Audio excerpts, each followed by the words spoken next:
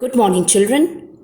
Now, today we begin with the next part in this lesson, heredity and evolution, and that is fossils.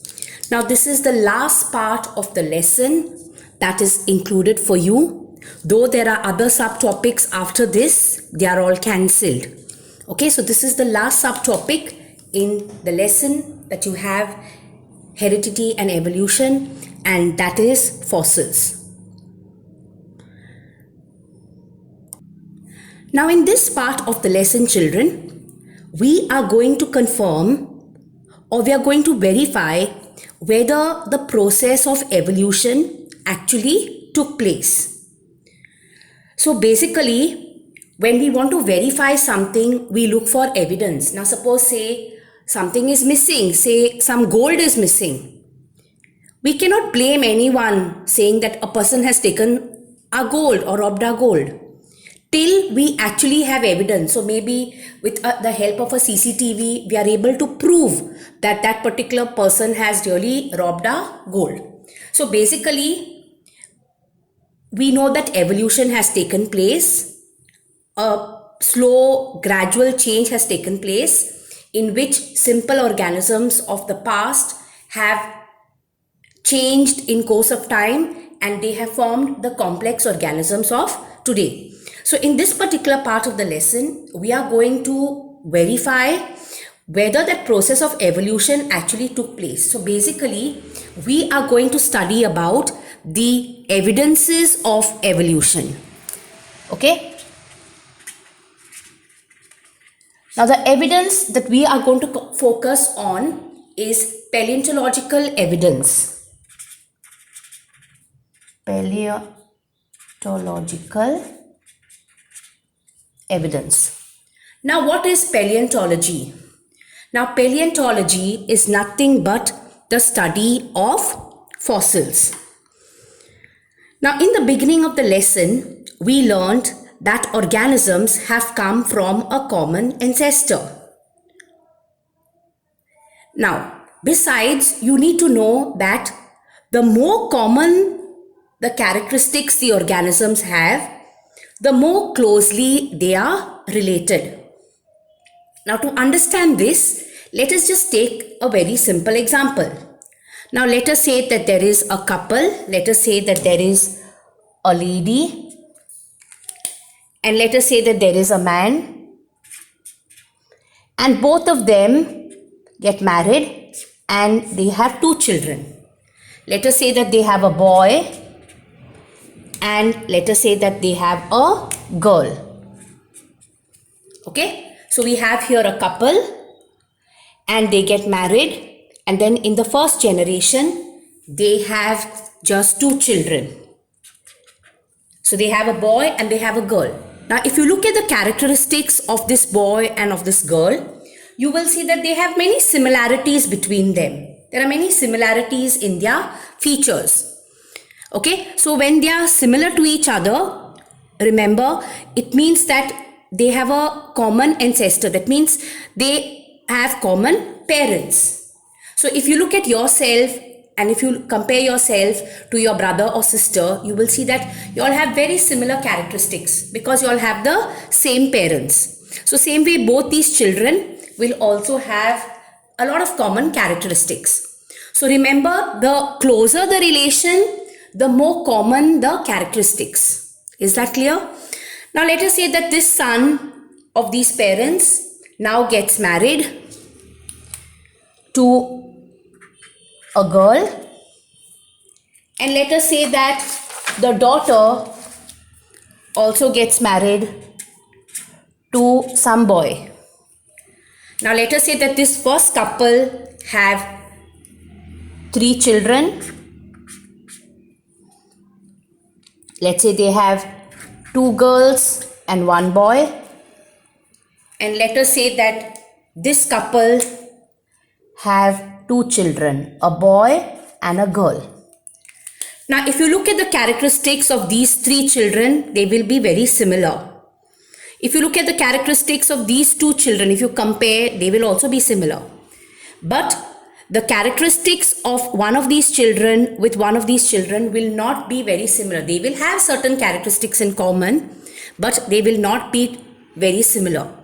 But both these, the brother and the sister, will have more common characteristics. So remember that as you progress from one generation to the next generation, the characteristics become less and less similar. Okay, so remember, the closer the relation, the more common will be the characteristics. The further the relation, the less common will be the characteristics, the less similar will be the characteristics. Is that clear to all of you? So remember that in the past there existed very simple organisms, and these simple organisms slowly underwent gradual changes over a period of time, over long periods of time, and they formed complex organisms of today. So they say that all these complex organisms have come from those simple ones. They have evolved. They all had a common ancestor. So in this subtopic, fossils, we are going to focus on how fossils help us to prove that there were common characteristics at one point of time in living organisms, and that we have come from a common ancestor. So this evidence to prove that evolution took place is nothing but paleontological evidence. Paleontology is the study of fossils. Now, what are fossils? Now, fossils are nothing but the preserved remains of remote organisms. 1 minute. Fossils are preserved remains of organisms that existed in the past.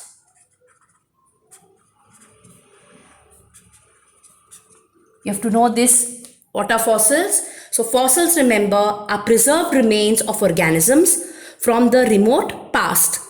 These are organisms that lived several years ago and their remains got preserved.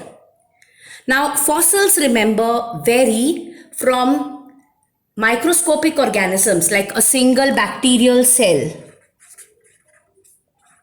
okay, which has remained, to large animals like the dinosaur. Is that clear to all of you? So remember that fossils are the preserved remains of organisms that existed in the past. Fossils vary from very tiny microscopic single cell bacterial cells, to large organisms like the dinosaur. So remember that a portion of the dead organism is nothing but the fossil, basically the skeleton. You're studying the skeleton. Now, how are fossil layers formed? Now, there are people who work in the archaeological department, and these people keep on digging up the ground and they try to find things of the past, of ancient times. And from the things that they collect some information, and they use this information to trace evolutionary relationships, to find out that the variety of today has actually come from the past. So fossils are preserved under the soil, remember, layer by layer, and the formation of these fossil layers helps to study evolution. Now, how are fossils formed? Now, normally, let us say that there is an organism, and let us say that this organism has died. Now, normally what happens is, whenever any organism dies, their body will be acted upon by microbes. That organism will be decomposed and this organism will be lost. But once in a way, the body of these organisms or certain parts of the organism may be in an environment that does not allow it to decompose completely. Okay, so it basically gets trapped by depositing sediments. So some sediments deposit over it like this. So soil starts getting accumulated over it and it does not get decomposed. Is that clear? Like for example, there may be a dead insect which has got caught in some hot mud. So it will not decompose quickly. This mud which is there around, the sediments which are there around, will harden up and they will retain the impression of the body part of this insect. Okay, so here a fossil is formed. So a fossil is nothing but the preserved remain, the preserved traces of this living organism. So then, let's say after some few years, another organism dies. And this organism also will get trapped. Again, it will get buried under depositing sediments. These depositing sediments will harden and then this organism will get trapped and remain inside. So its impression will remain. Then as time goes by, another organism here will die. It will get trapped under the depositing sediments. So layer by layer, you see different organisms getting preserved. Now, how do these fossils help us to study evolution? Okay, now just remember that deeper the fossil, the older it is. So organisms which died first will be present in the underlayers and organisms which are more recent will be found in the upper layers. Is that clear to all of you? So deeper the fossil, the older is the fossil. It will be able to help you know when the organism was living on the earth at what point of time. So by knowing the depth at which the organism is found, you will know approximately what time, when exactly, during which period the organism was existing. Okay, so one way of estimating the age of the fossil is to find out the layer in which it is formed. Deeper the layer, older is the fossil. Upper, if it's found in the upper layers, it is more recent. Also, when they studied these fossils, they found that fossils which were found in the deeper layers were very simple.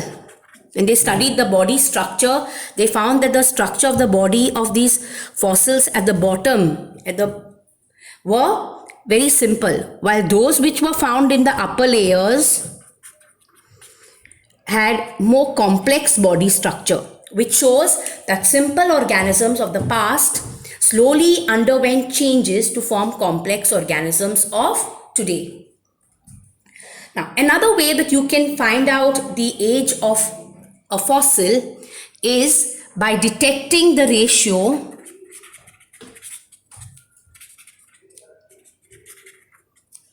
of isotopes of different elements in the fossil. Now, in standard 9, you have studied about isotopes. Isotopes are atoms of the same element, like for example, carbon.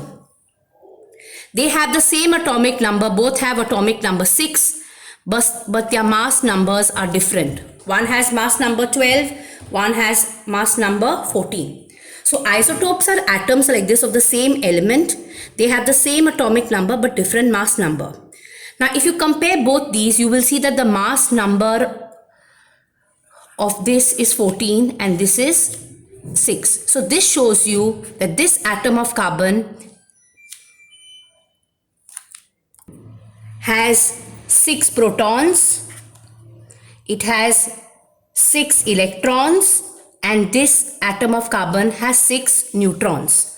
Okay, so both these atoms of carbon have the same atomic number. Atomic number is the number of protons. So there are 6 protons. Number of positive charges is equal to the number of negative charges, so electrons, and it has 6 neutrons. Now, if you look at the second variety of carbon, it has 6 protons, 6 electrons, but here there are 8 neutrons, 14 minus 6. So if you look at this variety of carbon, the number of neutrons is more than the number of protons. So what this carbon does is it starts giving out radiations. Now, both these varieties of carbon are found in organisms. You find them in plants and animals. Now, after a plant dies, this carbon, this radioactive carbon which is there, this carbon which gives out radiations, keeps on emitting radiations after the plant dies. So as it emits radiations, its amount keeps on decreasing and decreasing and decreasing. So by finding how much of carbon there is in the plant, you can know approximately when the plant has died. So if the amount of this radioactive carbon in the plant is less, that means the plant has died a long time, because it has gone on giving out radiations and its amount has gone on becoming less and less and less. And if the amount of this radioactive carbon in the plant is more, that means this plant has died recently. Okay, so we can find out the approximate time when a particular plant or animal existed by using fossils. So how exactly do we use fossils? So remember, the fossils which are found in the deeper layers are fossils which have died long ago. Fossils which are found in the upper layers are more recent ones. Secondly, they found that fossils which were in the deeper layers were very simple ones, while the fossils which were found on the surface were fossils of more complex organisms, showing you that simple ones have undergone slow gradual change to form the complex organisms of today. And fossil records have also shown that there is a link between birds and reptiles. Okay, so remember, you can find out the age of fossils by finding out the depth of the layer in which the fossil was formed. Deeper the layer, simpler is the fossil and older it is. Higher the layer, more complex will be the fossil and the more recent it will be. Second, by detecting the amount of or the ratio of radioactive isotope, radioactive element. So by detecting the isotope of a particular element, you can find out the age of fossils. So by finding out how much, say, radioactive carbon there is, you will be able to know approximately the age of that particular organism. So greater the amount of radioactive element, more recent is the organism. Lesser the amount of radioactive element, older is that particular organism. So with this, I have finished the lesson Heredity and Evolution. In this last subtopic, you need to know what are fossils, what is paleontology. Then you also need to know that complex organisms of today have come from or evolved from simple ones which existed in the past. You need to know what is very, very important is how these fossil layers are formed and how fossils help in determining evolutionary relationships. The two methods. Okay, so that you have to focus on. So one is by finding out the depth at which the fossil is formed, and the second is by estimating the amount of radioactive element which can help you to find out or estimate the age of the fossil.